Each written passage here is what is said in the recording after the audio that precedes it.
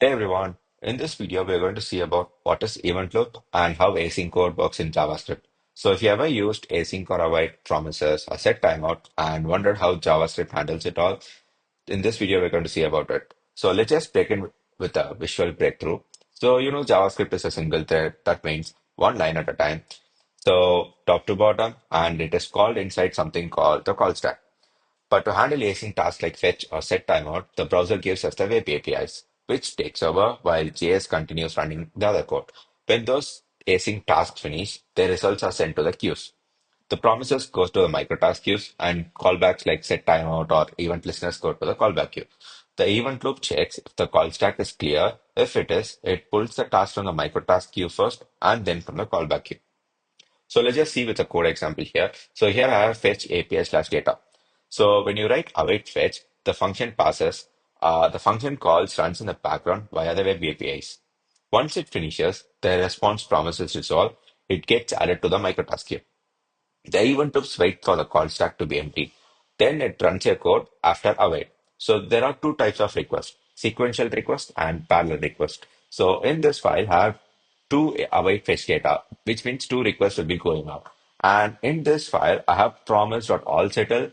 And here also I'm calling two fetch data, but it is called inside a promise. So what happens here is if you use two awaits in a row, they run one after the other, that's fine, but it's slower. With promise.allSettle, both requests run in parallel. You wait once and get both results at the same time. Even if one fails, you still get the other.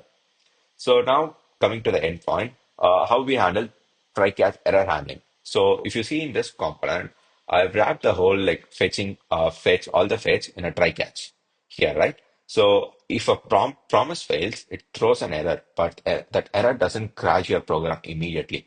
It's sent to the microtask queue, and the catch block runs only after the stack is clear. So this is how your JavaScript handles errors in async code without freezing your app. So let's just see this code example I have here. So in this try catch, it runs all the three type of requests: async, sequential, and parallel request. So let's just do fetch all. So what it happens is it just runs the async request and the sequential request and the parallel request. Yeah, here you can see how much time it takes for a single request to complete and sequential response time and parallel request response time. So I'm using console.timeline to display the time here.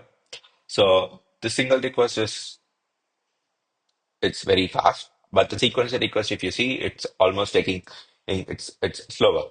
But the parallel request is faster, and also because it runs in parallel. Async is non-bucking, and the UI keeps working. You can see that from here.